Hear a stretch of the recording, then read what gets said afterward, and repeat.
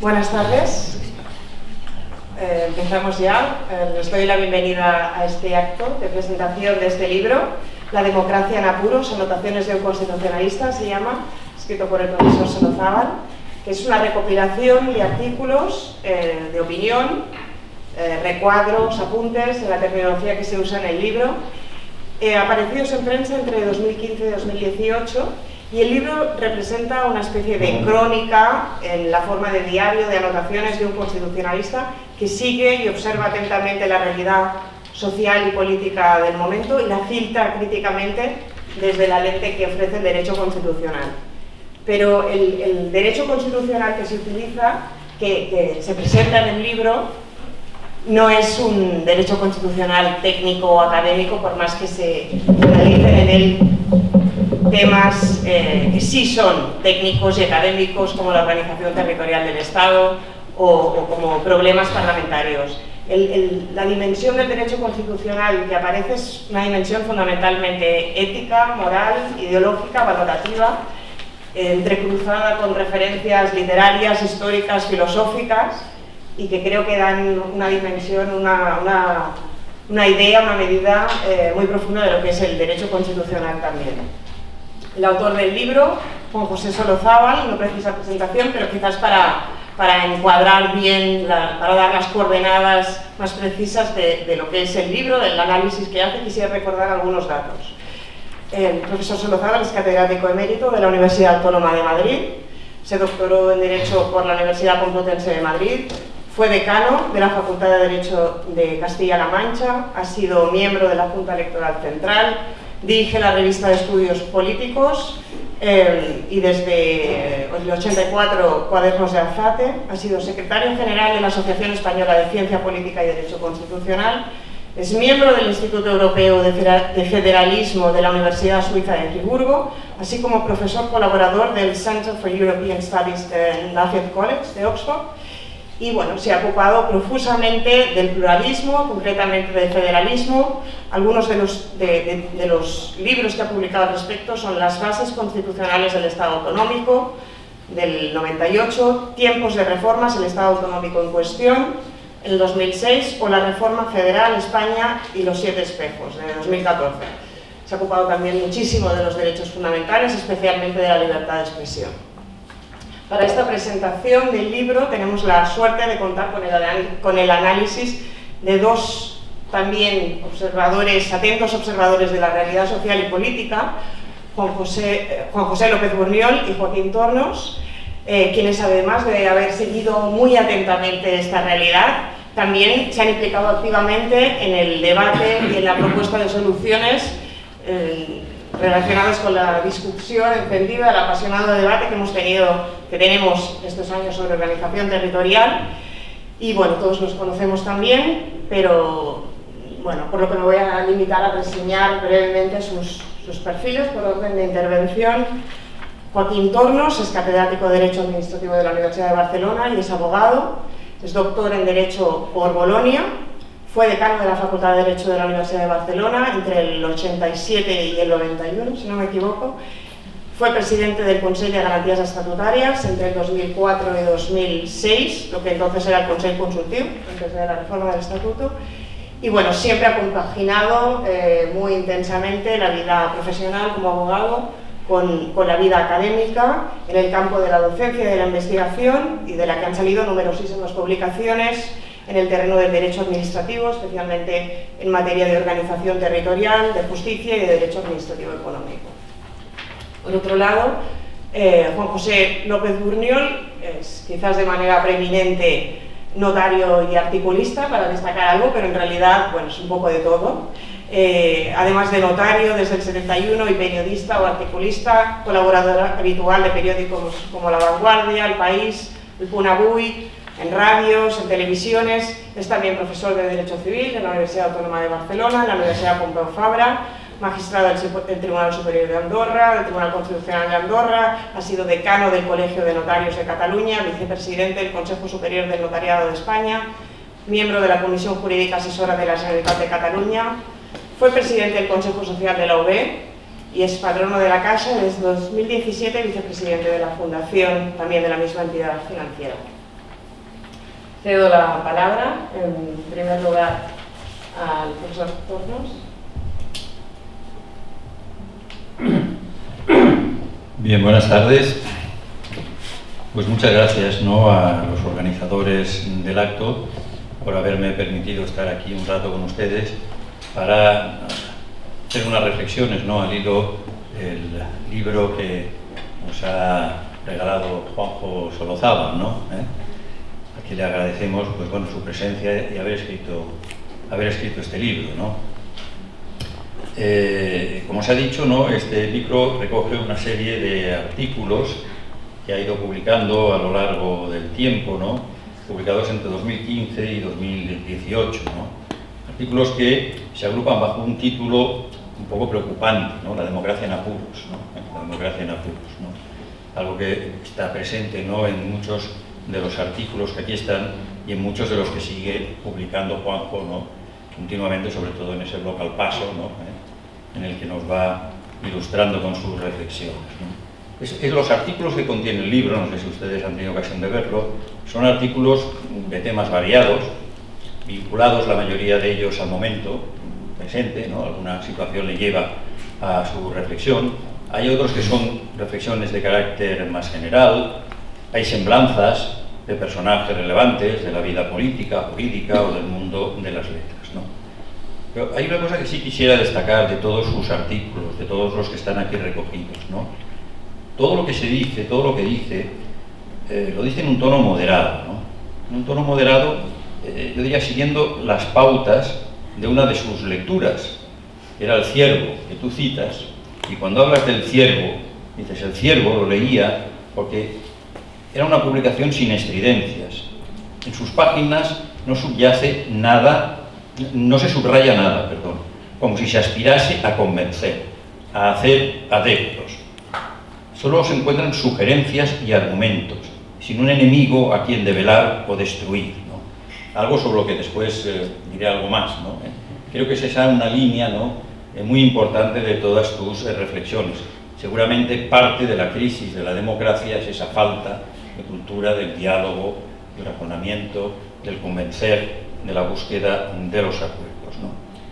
Bueno, a partir de esta primera reflexión general, yo voy a hacer muy brevemente, ¿no?, referencias a tres cuestiones que están presentes en todos los artículos, ¿no?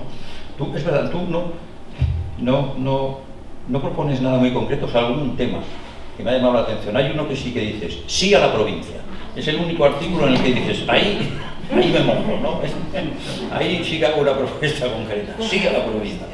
El resto, ¿no?, son sugerencias, etcétera, ¿no?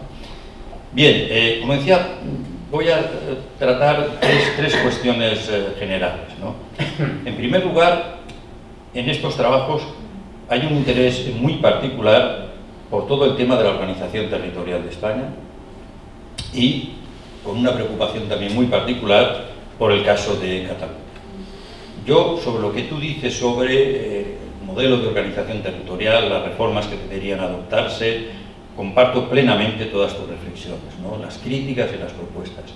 Y también comparto plenamente todas tus consideraciones y reflexiones sobre la problemática del caso de Cataluña, ¿no? Lo único que diría en relación con todos tus trabajos, en relación con el caso de Cataluña, es que quizás en este momento debemos constatar la historicidad de la política, algo que tú también citas poniéndolo en boca de García Pelayo, ¿no?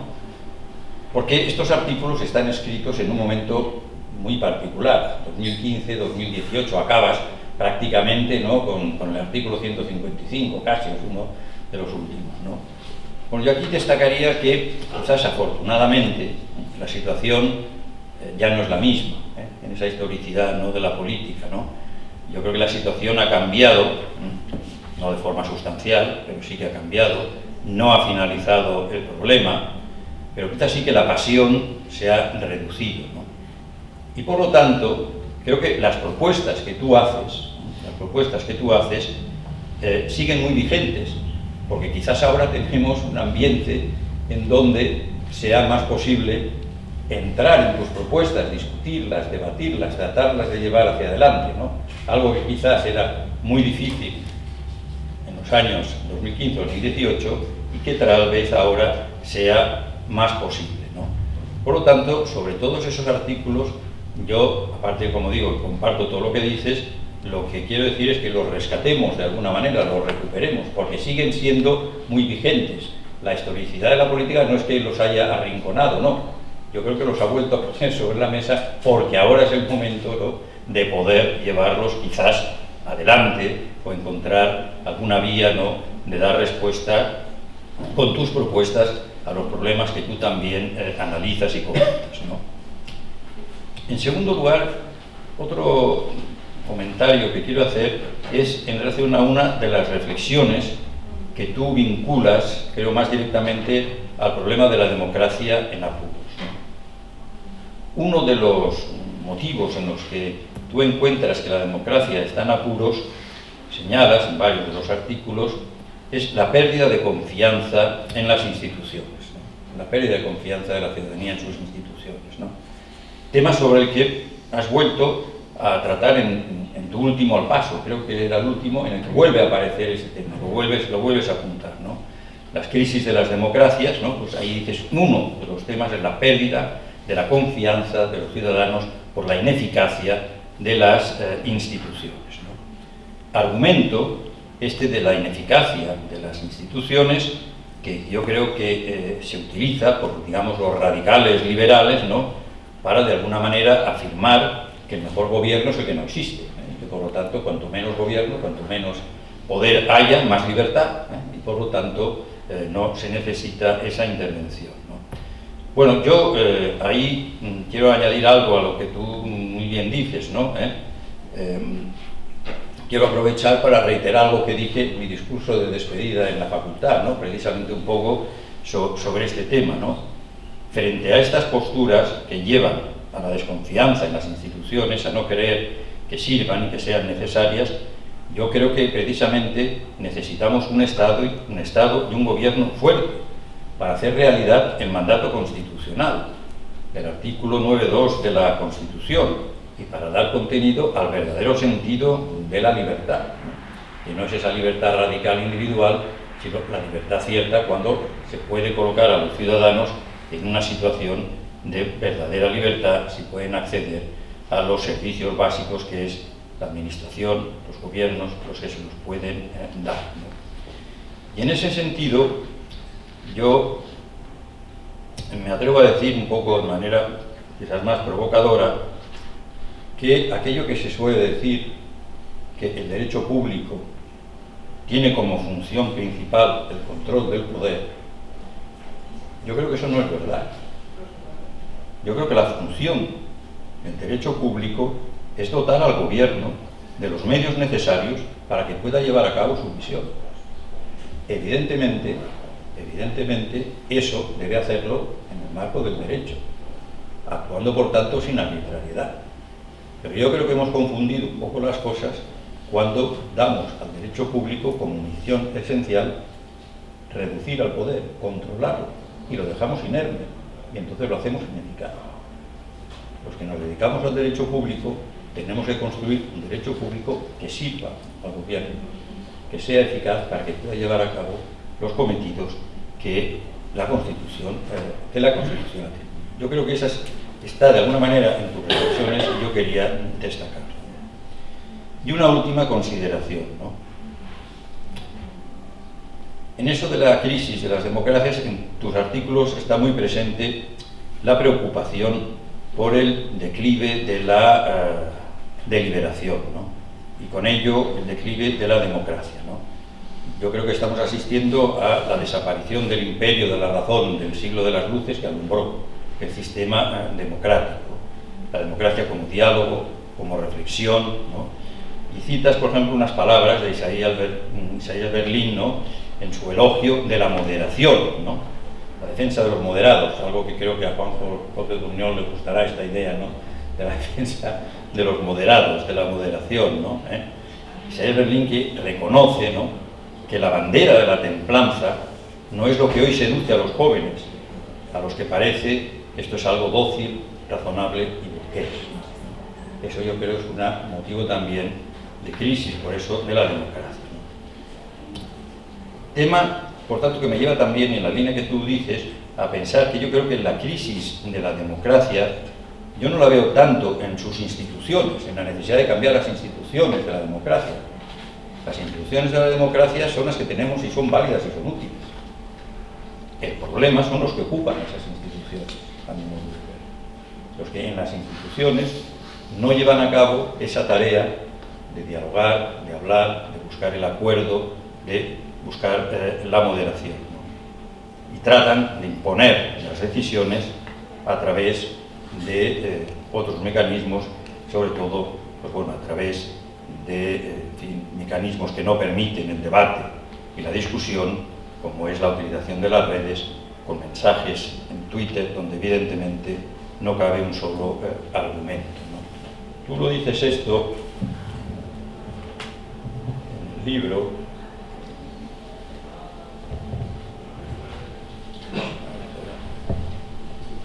Bueno, casi he perdido las páginas que te quería citar, pero yo creo que dices eso muy bien, ¿no? Dices, aunque en la inhóspita realidad española el enfrentamiento tiene prestigio y es a lo que conduce la acción política dirigida por la emoción, la gravedad de la situación puede exigir refrenar el impulso primario y atender a la razón, que demanda transigir, porque la incapacidad para el acuerdo se paga siempre a un precio muy alto, que es el de la degradación de las instituciones, el descrédito del sistema democrático. En la esencia de nuestras democracias, especialmente en los momentos graves, está la disposición al compromiso. Yo creo que esa reflexión que aparece continuamente en muchos de tus trabajos, a mí me ha parecido esencial, ¿no? Y uno de los motivos fundamentales de la crisis de la democracia. Como digo, no es tanto la crisis de las instituciones, sino la crisis de no llevar a cabo esa tarea de diálogo, de discusión, de búsqueda del acuerdo en el seno de estas instituciones, ¿no? No quiero ser pesimista, Juanjo, pero tus artículos son muy brillantes, pero tus artículos la gente joven los lee o prefieren leer un Twitter de 3 frases. Lo digo por un poco el problema, ¿no?, de que desgraciadamente no logramos favorecer el debate, la discusión, porque se imponen otros mecanismos, ¿no?, de influir sobre la sociedad, ¿no? Pero ya acabo, ¿no?, en relación con este problema, con unas palabras de un magistrado del Reino Unido, Jonathan Suntion, que tiene, a mi modo de ver, escrito un libro muy importante, Juicios de Estado, ¿no? Tras reflexionar sobre todas estas cuestiones, de hacer estas consideraciones, acaba diciendo lo siguiente. Dice, los profetas suelen equivocarse, pero quisiera profetizar una cosa. Si en algún momento llegara el fin de la democracia, no nos daríamos cuenta. Las democracias avanzadas no se derrocan, no salen tanques a la calle, ni hay catástrofes repentinas, ni dictadores arrebatados, ni multitudes enfavorecidas.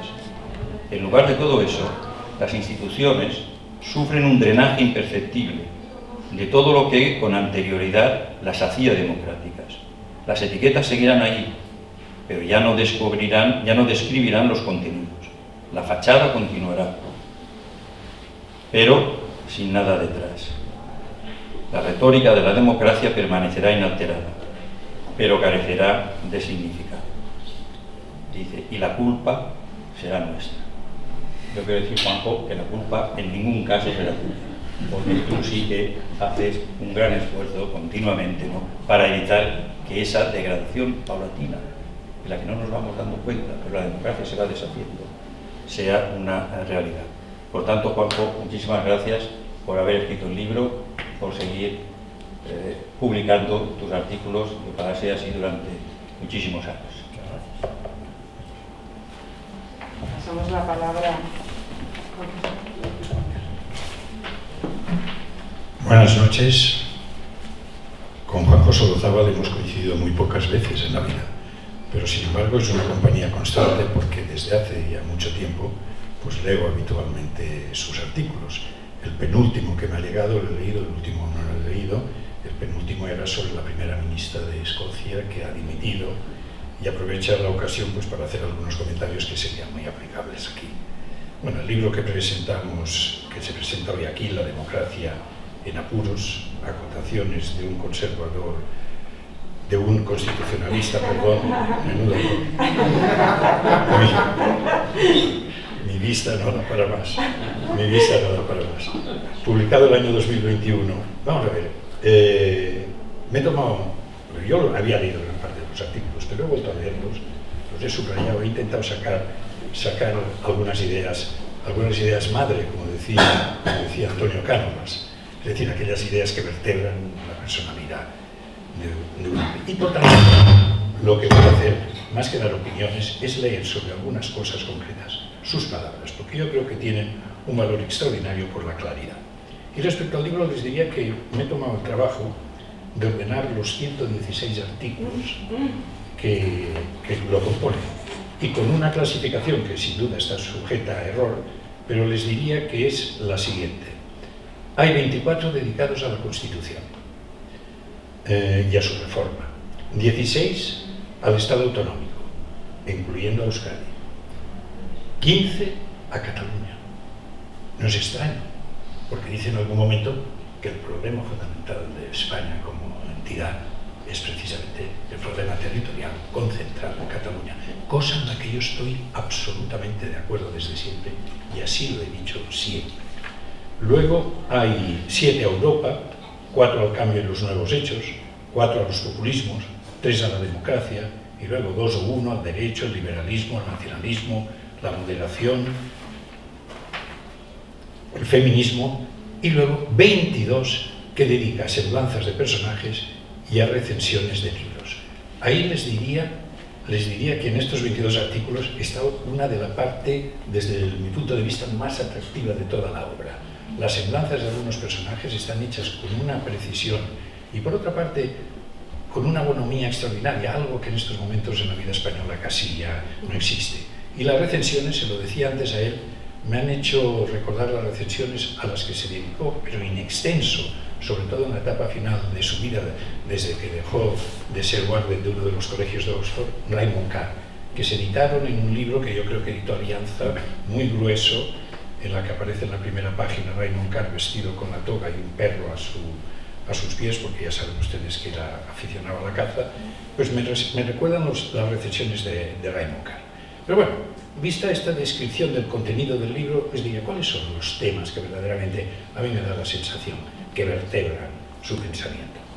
La Constitución, el Estado autonómico, Cataluña, y luego hay 2 cosas en las cuales su pensamiento tiene fuerza especial. Los populismos, a los que conoce de cerca, en un determinado momento, luego lo veremos, dice, ¿cómo es posible que de mi facultad, de la Facultad de Políticas de Madrid, haya salido esta gente? ¿Cómo es posible? Bueno, pues se lo pregunta. Y luego también me ha impresionado profundamente en estos momentos el artículo que hace referencia a Javier Fernández, que quizá en estos momentos alguno de ustedes no ubique. Javier Fernández era presidente de la Comunidad de Asturias y fue el presidente de la gestora del Partido Socialista en aquella etapa tórrida que va desde la defenestración de Pedro Sánchez a su retorno a Minchidor. Bueno, pues a esto también me voy a referir. Respecto a la Constitución, y siendo la presentación del libro en Barcelona, yo creo que tengo que empezar diciendo que es muy importante la posición del profesor Solozábal, porque dice: el titular de la soberanía es la nación española, encarnada en el pueblo español. Eso sí, sin que haya en la Constitución una idea de España como nación. Y habida cuenta de que el autor distingue entre constituciones viejas, que se centran exclusivamente en el Estado nacional, y en constituciones nuevas, que contemplan al Estado integrado en espacios más amplios, la Constitución española sería en este sentido una Constitución vieja. Pero su titular, el titular de la soberanía, es la nación española y el pueblo español. Todo ello sin perjuicio, se apresura a decir, de que nos hallamos hoy en una situación inquietante. La crisis política nos dice trasciende al plano interno de los grandes partidos PP y PSOE, pues lo que muestran los resultados electorales, estaba hablando después de las elecciones generales de 2015, es sin duda un grave riesgo para el sistema de nuestra organización política. Son al menos 90 diputados, dice, los que cuestionan las mismas bases del edificio constitucional y los que demandan la apertura, lo reconozcan abiertamente o no, de un proceso constituyente que se replantee drásticamente los fundamentos de nuestra ley suprema. Eran 90, ahora son 56. Pero el problema sigue subsistiendo. Y esto es así, y no se puede negar. Denuncia además la situación del Parlamento, la supremacía irresistible del Gobierno y la marginación del Congreso de los Diputados.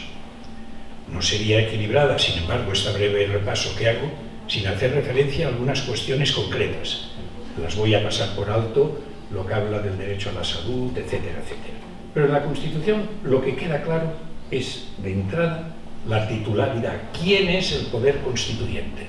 Lo cual tiene consecuencias muy notables al entrar en el Estado autonómico y al entrar en lo que dice respecto a Cataluña.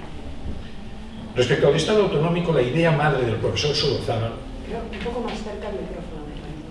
la idea madre del profesor Solozábal, en el sentido con la que Cánovas utilizaba, ya lo he dicho, esta expresión, es esta.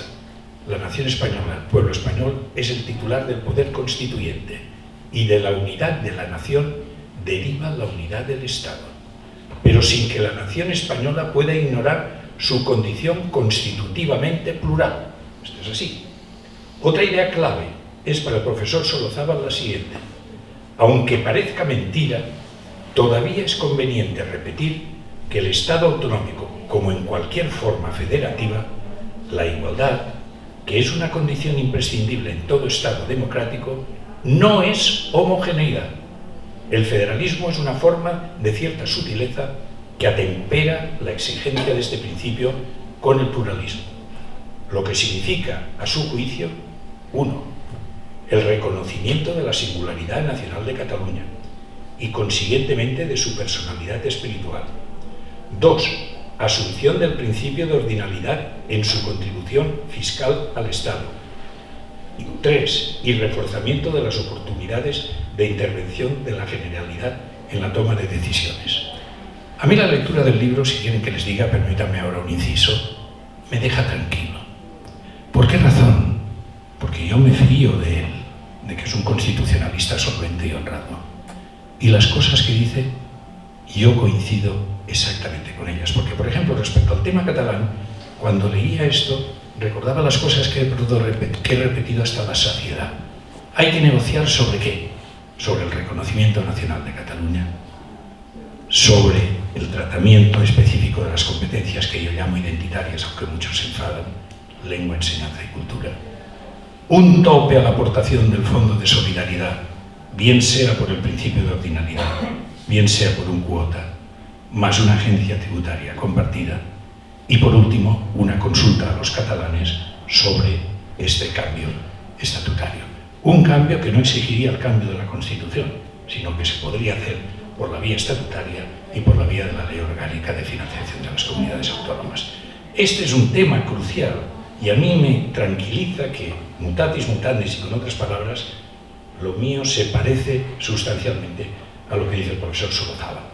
Es muy curioso que luego cita a una de las personas que él valora mucho, que es José Miguel de Azaola. Cuando Azaola dice una cosa que es verdad, que la regionalización de España es un proceso imparable. No es aquí simplemente, sino leyendo un libro sobre López Rodó, en el que se cuenta con detalle las reuniones del Consejo de Ministros en el momento germinal de la transición en España, cuando era ministro de Administraciones Públicas, Antonio Fontán, en el que Antonio Fontán pone sobre la mesa del Consejo de Ministros una idea. Tened en cuenta que en cuanto haya estatutos de autonomía para el País Vasco, para Cataluña, para Galicia, van a salir todos. ¿Por qué? Porque en la Segunda República salieron todos. En el momento en que estalla la Guerra Civil, estaban hilándose Valencia, Aragón y Andalucía, y pones etcétera. O sea que estarían prácticamente todos. Inmediatamente después de hacer referencia a esta idea de Azaola, que a mí me ha evocado además un texto de Ortega, que Ortega dice: la autonomía interesa en España no para aquellas comunidades que ya saben más o menos disponer de su realidad y de su futuro, sino para todas aquellas que, adormecidas por la historia, esta es la prosa de Ortega, necesitan sentir los ijares de la libre iniciativa. Bueno, pues la regionalización, yo no sé si café para todos o no café para todos, pero por lo menos las posibilidades, aunque luego la concreción sea diversa, sobre esto no cabe engaño. Y yo creo que tenía razón Azaola, principio de emulación, que no somos iguales, de acuerdo, pero en principio esto tampoco se puede olvidar. Respecto a las disfunciones del Estado autonómico, es curioso que dice una cosa en la que no caemos nunca, que la disfunción principal es que no se cumple, y que comienza por no cumplir las resoluciones, por ejemplo, de los tribunales, el gobierno central. Tú lo dices. Y es verdad. Nos habla las sugerencias de reforma, voy a pasarlas por alto porque de alguna manera ya lo he dicho, y déjenme que les diga una cosa que me ha sorprendido extraordinariamente. Iba a decir que yo en ocasiones digo, privadamente, no sé si hago mal en decirlo aquí, es una frase en el fondo cariñosa, que digo, es que el País Vasco nos cuesta dinero. Y claro, lo que dice Juan José Lozano es que es prácticamente lo mismo. Porque fíjense lo que dice. Resulta insoportable para muchos que la recuperación nacional de Euskadi, requiera la asunción consecuente de la verdadera relación económica con España. Una verdadera relación económica, que hoy está establecida en estos momentos en términos inaceptables. Como se deduce del monto del cupo y de las prestaciones de la seguridad social, la balanza se inclina llamativamente hacia el lado de Euskadi. Hay fórmulas, sin negar la mayor, sin negar el régimen estatal fiscal, de recuperar el equilibrio. Lo que falta son las ganas. La situación actual es de desequilibrio. Y fíjense, luego lo remachan. Muchos entre nosotros tienden a infravalorar el pluralismo, considerando como el coste que un Estado impotente ha de resignarse a aceptar para afirmar la homogeneidad. No puedo estar más en desacuerdo con esta idea. El pluralismo territorial es consustancial a nuestro sistema democrático. Y añade, esto es una cosa, y otra, que el cálculo del cupo y su renovación deba llevarse a cabo de un modo que no cunda la impresión que expresa Ángel de la Fuente, según el cual el importe del cupo es fruto directo de un pacto político que después se revisa con el ropaje de la ley del concierto, ajustando la valoración de las cargas no asumida de la forma que sea necesario hasta llegar a la cantidad. Hablando de plata, negociación política, ¿cuánto ponemos? Esto, y luego se busca la argumentación. Esto, a la larga, no puede ser. Le honra el reconocerlo. Una cosa, sin embargo, por decir algo en lo que estoy en desacuerdo con él, yo sí creo que el Estado español ha sido siempre profundamente débil. Y que lo fue especialmente en el siglo XIX. Y creo que si la guerra carlista no hubiese terminado en el abrazo de Vergara, que en el fondo no era otra cosa que el acuerdo entre la burguesía vasca y la burguesía española, en la cual el cambio fue claro. ¿Qué obtuvo la burguesía española? La eliminación de las aduanas interiores. ¿Y qué obtuvo la burguesía vasca? Obtuvo dos cosas, una de las cuales ya se ha olvidado totalmente. La primera, la que está vigente, es el régimen fiscal específico. Y la otra, la que se ha olvidado, es que las fincas procedentes de la desamortización, radicadas en el País Vasco y en Navarra, solo podían adquirirlas vascos y navarros. Ojo, lo cual no quiere decir que yo no acepte que la realidad es esta. Por supuesto que sí. En la península inevitable, del Pirineo a Tarifa, del Finisterre al Cap de Creus, la historia ha definido tres naciones: España, Portugal y Andorra. Y dentro de España ha definido unas comunidades que tienen una especial personalidad diferenciada. Lo acepto, es así. Ahora, podría haber sido de otra manera. Portugal podía haber perdido la guerra y Cataluña ganarla.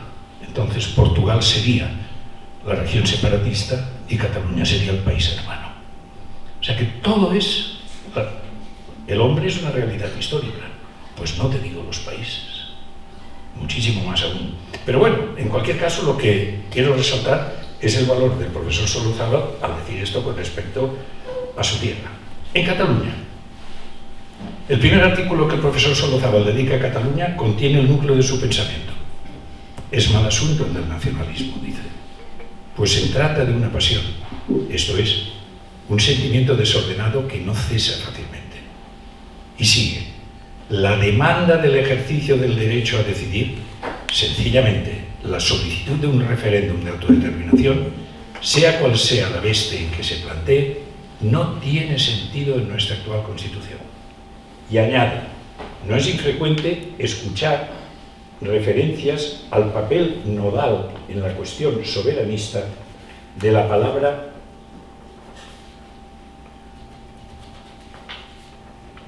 constituyente, que se dice del pueblo catalán al que es imprescindible consultar. Desde luego, el pueblo catalán, como fracción del pueblo español, debe ser consultado en un referéndum de reforma constitucional, como lo fue el año 78.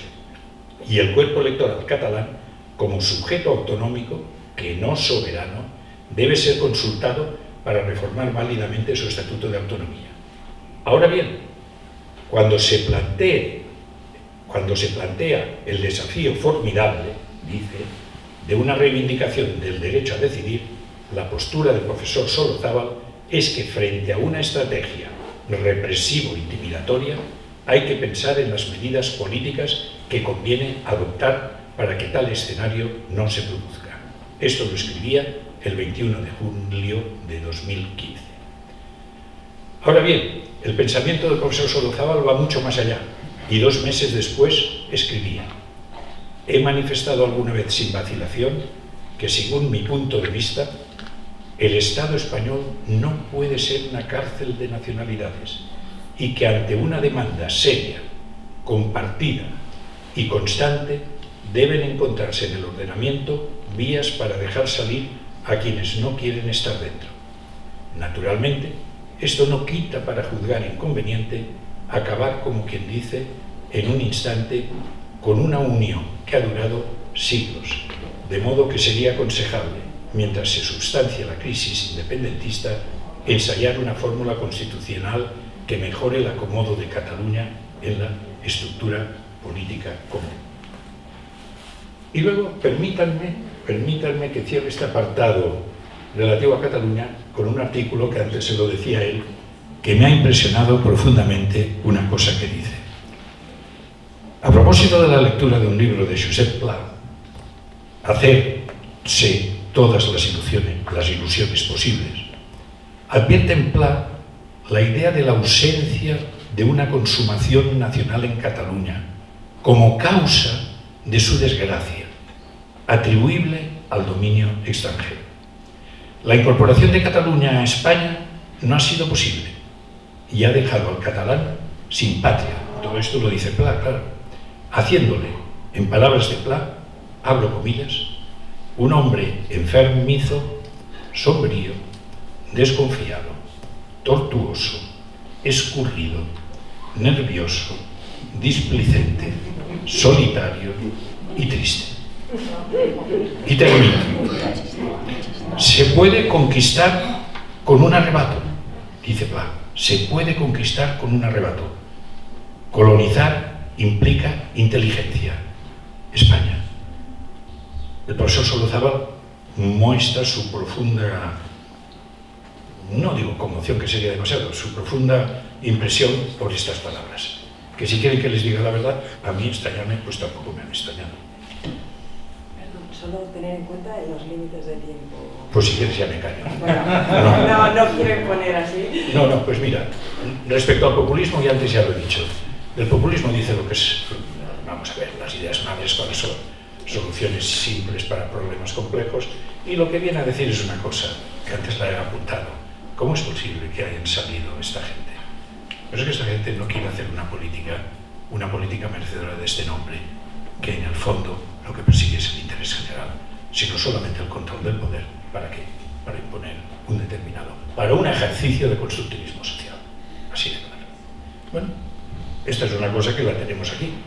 El problema, desde mi punto de vista, quizás no sea este el momento de decirlo, no es lo que digan los populistas, es que alguno de los dos grandes partidos tenga una tendencia a asumir algunos de estos postulados. Y el último tema que yo quería apuntar es sencillamente el que dedica al discurso que Javier Fernández dijo en el momento de su despedida de la comisión gestora. Y solo añadiría una palabra, que yo al leer el discurso he sentido una profunda añoranza. ¿Una profunda añoranza de qué? De un partido socialista moderado, centrado en los temas de una izquierda razonable, que es la igualdad y la defensa de lo público. Y cuando digo la igualdad, lo digo en un momento en que el problema fundamental que tiene el mundo occidental básicamente es una desigualdad creciente y rampante hasta extremos verdaderamente insostenibles. Y que por otra parte no se puede, en modo alguno, lo dice Javier Fernández, no lo digo yo, demonizar al adversario. Nunca se puede demonizar. Leo un párrafo y ya me callo. Dice, vamos a ver, no hacer del adversario un enemigo, porque si hacemos del adversario un enemigo, renunciamos al diálogo. Y si renunciamos al diálogo, renunciamos al Parlamento. Y si renunciamos al Parlamento, renunciamos a la política. La política se hace aquí. Y termino con este párrafo. Hasta aquí los temas que quería tratar, dejando de lado otros muchos tan o más interesantes, pero quizá desbordados hoy por una realidad acuciante, por esta realidad por la que he querido traer a colación el tema de los populismos y el tema del Partido Socialista. Solo quiero añadir que al terminar de leer el libro me he sentido reconfortado por compartir tantas ideas y creencias con el profesor Solozábal, que él formula y expone con el rigor propio de un académico, con la contundencia que se espera de un vasco y con la delicadeza de alguien al que la idea de España no le es ajena. Por todo ello, muchas gracias. Muchas gracias a los ponentes. Tiene la palabra el profesor. Bueno, pues como podéis imaginar, estoy un poco abrumado en esta ocasión por la tarea que se propone de comentar estas ideas que habéis puesto sobre la mesa de manera tan brillante y profunda, ¿no? Estoy muy contento de tener esta oportunidad de presentar este libro, porque bueno, Barcelona ha sido muy importante en la formación de mi generación, como sabéis. Todos de algún modo venimos de este ambiente al que os habéis referido, Ciervo, Destino, pero más allá de eso, pues es Vicens, es Pierre Vilar, etcétera, ¿no? Es la idea de España que tiene esta gente y que yo he asumido, ¿no? Quizás una idea que resalta un poco demasiado la periferia, pienso, pero bueno, el equilibrio entre el centro, la idea diríamos castellanista, castellano-andaluza, ¿no? de España, y la idea periférica, vasca y catalana, yo creo que es fértil y desde luego la comparto, ¿no? Vamos a ver, yo estoy absolutamente de acuerdo con todo lo que habéis dicho. La verdad es que no habéis sido muy generosos, os habéis tomado una en fin, tarea de manera escrupulosa y bueno, pues penetrante, diría yo, ¿no? Y bueno, sois gente de criterio, compartís mis puntos de vista, más o menos, estamos en el mismo contexto espiritual, ¿no? En fin, una idea digamos, plural, federal, de España, un acuerdo con las decisiones tomadas por el constituyente y una sensación de que, en fin, digamos que las bases si no institucionales, como apreciaba muy bien Joaquín, pues las bases espirituales, bueno, se han debilitado un poco, ¿no? Es cierto que el debate pues, se presenta en términos broncos y que a veces eso es inevitable, no somos nosotros los únicos que practicamos esto, lo hemos visto en el Reino Unido durante años y, por cierto, parece que se está arreglando, diríamos, eso y hasta, como decía mi querido amigo, mi admirado amigo López Buñol, pues podemos sacar alguna enseñanza, ¿no? Es decir, el ejemplo de Escocia, de la señora Sturgeon, pues me parece que efectivamente indica que a veces somos demasiado poseídos del optimismo, ¿no? Del pesimismo, quiero decir, y bueno, pues, la verdad es que ahora hay clarea un poco la situación en el Reino Unido y para un anglófilo como yo, pues esto es un motivo de gran alegría, ¿no? Es que de verdad no tengo, digamos, objeciones que hacer, ¿no? Lo que ha apuntado Joaquín, mi querido y admirado colega, pues en fin, lo comparto absolutamente, ¿no? Bueno, el problema no son las instituciones, el problema son quienes ocupan estas instituciones.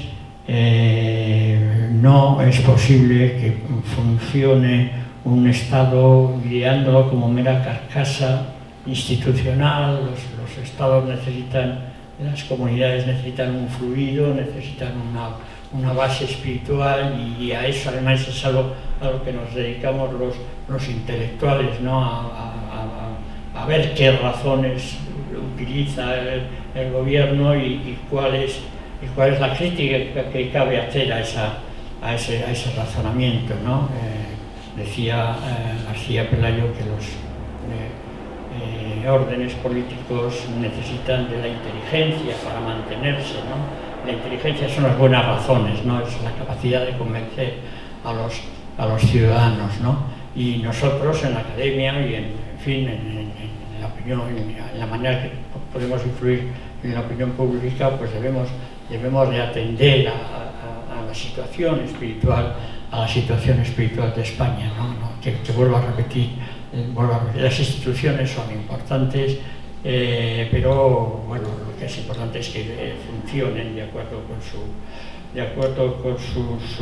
con sus ideas maestras, ¿no? En la teoría institucional, ¿no? Y esa tarea de cuidar la base espiritual pues nos corresponde a los académicos, a los intelectuales, etcétera, ¿no? Bueno, tú has explicado, querido tocayo, pues perfectamente lo que, en fin, la idea del Estado autonómico que tengo, ¿no?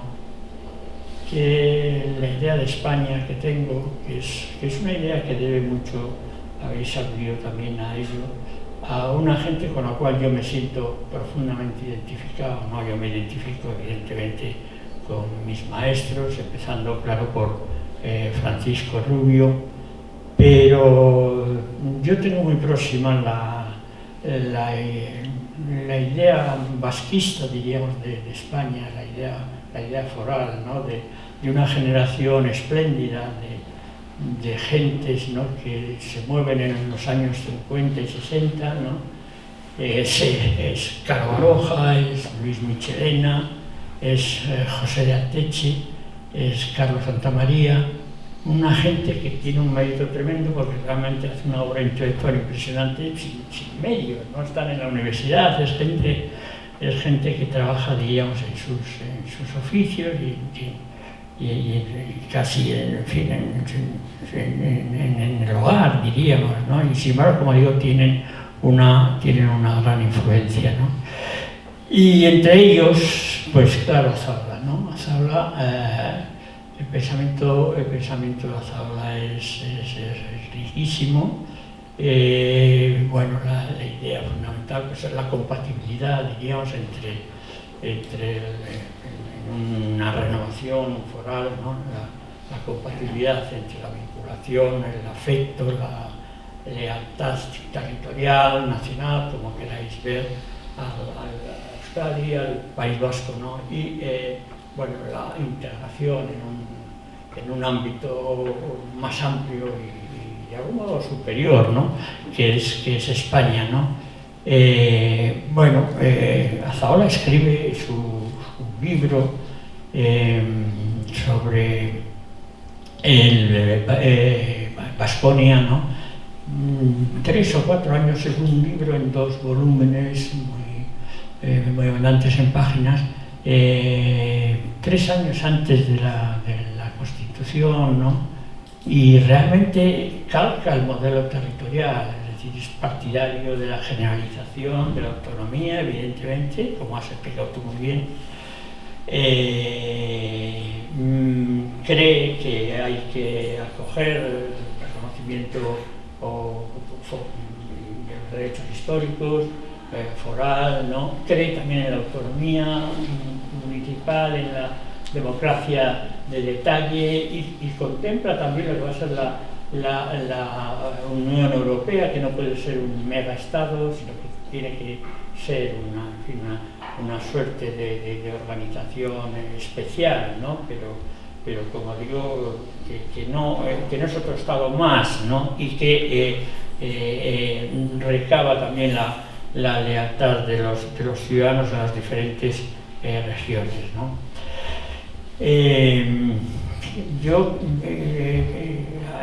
Esa gente tiene una calidad intelectual, es el caso, por ejemplo, de José de Arteche, y a mí me gusta hablar de esta generación foralista porque es desconocida. Es decir, por ejemplo, hay un libro sobre la Guerra Española que es El abrazo de los muertos, de José de Arteche, y no consta en la bibliografía sobre la guerra civil, no consta, ¿no? Y es de una belleza, es un diario de la guerra, ¿no? Y es una belleza también de una dureza, ¿no? También especial, ¿no? Pero bueno, ¿y esto a qué viene? Pues viene un poco a que este es un país, España, muy centrípeto, ¿no? Yo no estoy de acuerdo, Juanjo, con todo lo que dices sobre Madrid cuando escribes, pero entre otras cosas porque en Madrid es donde uno ha aprendido a conocer gente de toda España, ¿no? Pero sí que hay una falta de disposición muchas veces en Madrid, en la capital del Estado, a reconocer y a integrar debidamente el pluralismo. Me parece que esto es obvio, ¿no? Y el pluralismo no solo es debido al derecho al desarrollo de las partes, sino que el pluralismo enriquece al conjunto, ¿no? Y esto no se acaba de entender, ¿no? No se acaba de entender. Y aquí viene esto que leía sobre el siglo XIX, ¿no? Vamos a ver, el problema del pluralismo en España no es que... porque el modelo es Francia, ¿no? El modelo es Francia para mucha gente, ¿no? Y el modelo no es Francia. Es decir, no, el modelo es una valoración verdadera y equilibrada de lo que es la riqueza, ¿no? de la pluralidad, ¿no? De manera que no se trata de restaurar, diríamos, la unidad o la homogeneidad, y que eso no se podría hacer, y entonces hay que ceder, y bueno, en fin, el ser generoso. No, el problema es que la riqueza española o el modelo territorial español es muy diferente del modelo que se toma como efectivamente, digamos, paradigmático, ¿no? Que es el modelo francés, ¿no? Que mucha gente en España ha tomado, ¿no? Y eso pues se ve incluso en Ortega, ¿no? En Ortega, la dificultad de comprender, ¿no? la riqueza, ¿no? del pluralismo, las oportunidades de la descentralización, etcétera, ¿no? Es decir, no es un simple problema de conllevanza, digamos, bueno, pues no hay más remedio, pues hay que resignarse a este. No, esto no es así, y la generación vasca de la que habla lo entiende perfectamente, ¿no? Por eso para mí es tan importante. Bueno, ya la hora ya, ¿no? Pues sí. mil gracias. Bueno, vamos a dejar la posibilidad quizás de un par de preguntas, a lo mejor hay. Habría que moderarnos mucho en el tiempo porque efectivamente ya es tarde. ¿Alguien quiere?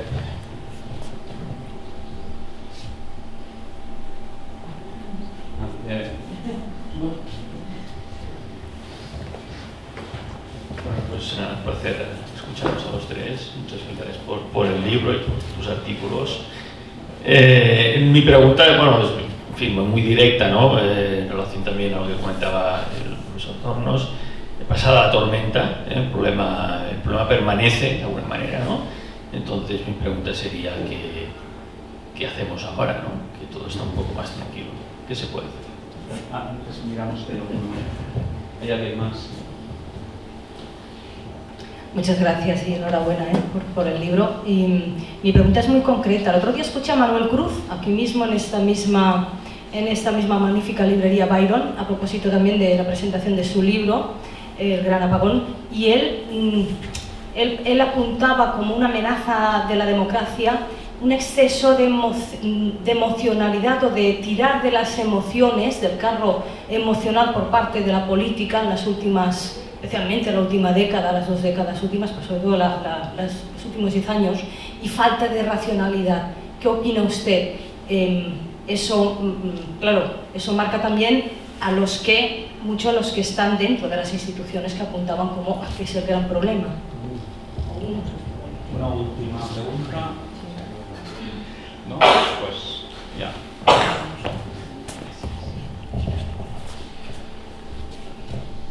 Bueno, pues son preguntas muy difíciles, ¿no? No voy a enseñaros lo que hay que hacer. Algunas cosas que habéis leído me han sorprendido, porque esto, claro, está escrito hace ya unos años, ¿no? El último breve es del enero del 18, ¿verdad? O sea, ya unos años, ¿no? Entonces yo la verdad es que he perdido un poco fuelle, ¿no? Confianza en mí mismo, ¿no? Me he oído como demasiado rotundo, ¿no? Pero esto que decía Joaquín, pues yo creo y quiero creer, ¿no? que es cierto y que efectivamente hay un nuevo clima, ¿no? Hay un nuevo clima.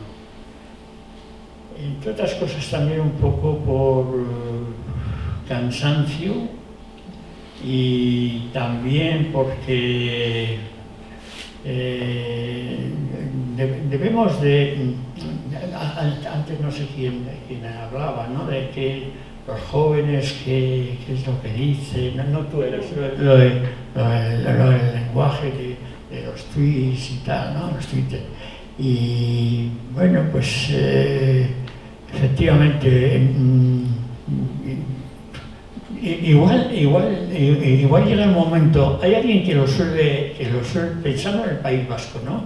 Que lo suele decir, ¿no? Mira, es que ahora hay otros temas, ¿no? Que no son el tema del nacionalismo, el tema identitario. Es decir, hay cosas que, bueno, hay una agenda que puede ir cambiando, ¿no? Yo tengo efectivamente esperanza un poco en eso, ¿no? En que algunas cuestiones en las que hemos insistido tanto, pues son, hombre, una vez que están solucionadas, diríamos en lo fundamental, quiero decir, porque lo que decimos es, bueno, ¿qué es lo que necesita Cataluña, que no tiene en su autogobierno actual? Esto es una gran pregunta, ¿no? Bueno, y desde dónde se denuncian, diríamos, esas deficiencias, ¿no? ¿Se denuncia desde la solidaridad o se denuncia desde el egoísmo y a veces incluso cosas peores, ¿no?, que el egoísmo? De manera que hay un debate que no tiene que cejar nunca, ¿no? Que digamos el de tratar de bueno, el ser, el asumir una condición, digamos, historicista, como habéis dicho vosotros, pues supone también el aceptar una posibilidad de cambio, ¿no? Y el reconocer que hay cosas que se han conseguido y que por tanto no tiene sentido reiterarlas machaconamente, en fin, me parece a mí, ¿no? Y entonces la lucha, diríamos, por bueno, asentar unas bases de convivencia generales, ¿no? Unas instituciones verdaderamente incluyentes, bueno, aceptar que hay unos patrones de responsabilidad y de seriedad en el desempeño de los cargos públicos, ¿no? Todo esto yo creo que esto es muy importante, ¿no?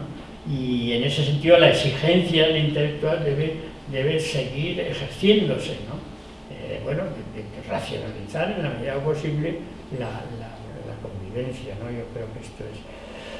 Yo creo que esto es así, o sea que ojalá, pero yo vengo a aprender, quiero decir, porque efectivamente creo que en Madrid no siempre, en fin, no hay que repetir el tópico de que bueno, ahora, si estamos en un mundo globalizado, pues la verdad es que tenemos oportunidad también de leer las cosas que se escriben en la España, ¿no? Pero yo comparto esta idea, ¿no? de que es un país, el nuestro, demasiado centrípeto, ¿no? Y entonces bueno, hay que atender lo que se dice y lo que se piensa de toda España, ¿no? Y en ese sentido, pues naturalmente soy yo el que tiene que digamos, poner las antenas y papar lo que vosotros estáis diciendo, ¿no? Que quizás es un tiempo, que puede ser un tiempo relativamente nuevo y esperanzador, ¿no? Y a mí me parece, ojalá que eso sea así, ¿no? O sea, ojalá, y me parece que algo de eso hay, ¿no? Algo de eso hay y está muy bien. Bueno, la emotividad, la racionalidad, pues bueno, creo que ha sido un poco el leitmotiv de lo que se ha dicho de mi libro, ¿no? Que pretende, bueno, adoptar una visión serena, ¿no? de la situación, ¿no? Son estos artículos, se llaman Al Paso, son artículos, también lo habéis insinuado, ¿no? Bastante trabajados, ¿no? Tan era así que yo los hacía semanalmente, pero es que me tuve que bajar porque es que no pensaba más que en el artículo, ¿no? Y entonces, claro, son además, hay muchos de ellos, Juanjo lo decía, que en realidad, bueno, son reseñas o están, bueno, siguen temas o cuestiones, digamos, sobre todo del mundo anglosajón, ¿no? Yo hay dos, tengo la antena sobre todo en 2 o 3 cosas, aparte de En el Ciervo, pues la verdad es que los periódicos a los que estoy suscrito son el Times Literary Supplement, el New York Review Books, ¿no? Y el Economist, ¿no? Y de ahí saco yo bastantes cosas. Y efectivamente ha habido veces que la primera noticia de libros que después van a publicar en España, ¿no? Pues ha aparecido digamos en una pesquisa genuinamente mía, ¿no? Pero sí son cosas, por ejemplo, un libro muy importante sobre el existencialismo, una biografía de Habermas, otra sobre Stuart Mill o Karl Marx, ¿no? Han aparecido aquí, ¿no? Y después lo que hay es, bueno,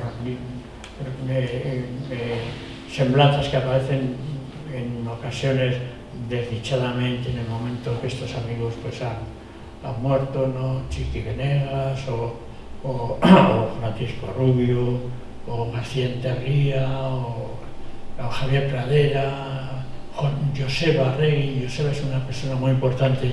Lo que habéis escuchado que ha leído López Buñuel es una conversación con Joseba Arregui en Naiserrota, que es un molino que está en Algorta, en un paseo con Joseba, que es una persona muy importante en el País Vasco y en la lucha contra ETA, ¿no? Y bueno, pues ese es el sello. Después pues hay sitios también, ¿no? de la infancia, San Sebastián, la ciudad querida, mi pueblo, Yauri, yo soy donostiarra de Yauri, en fin.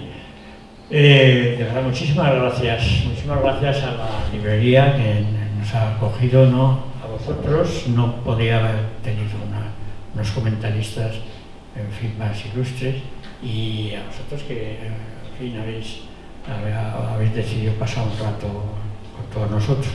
Nada más.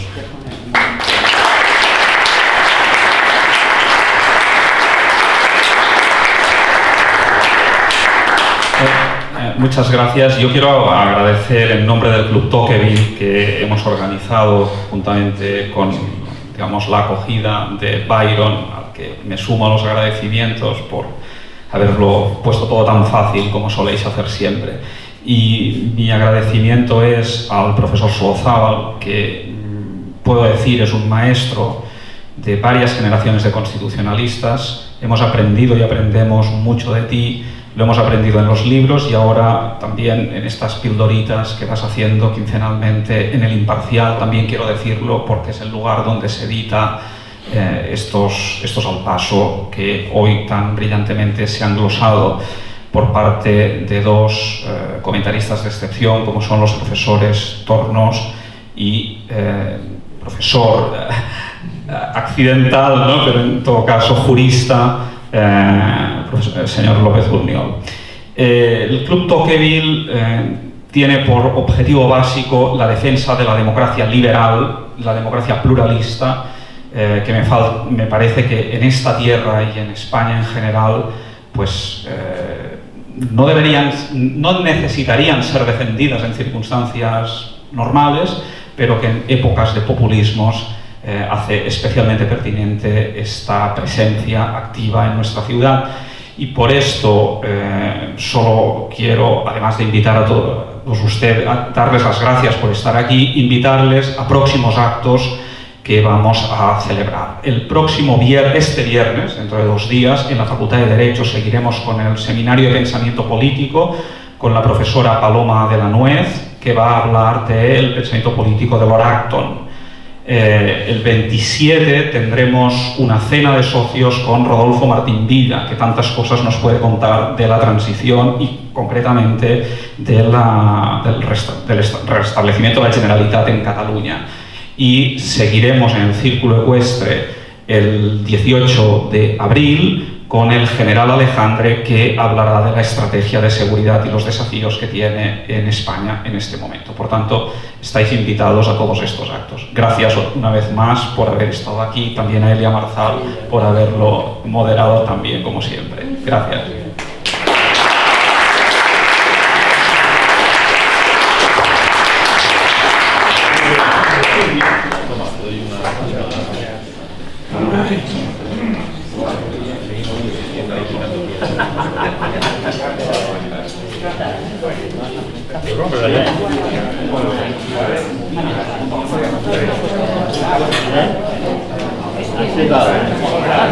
Ya no me acordaba de ti.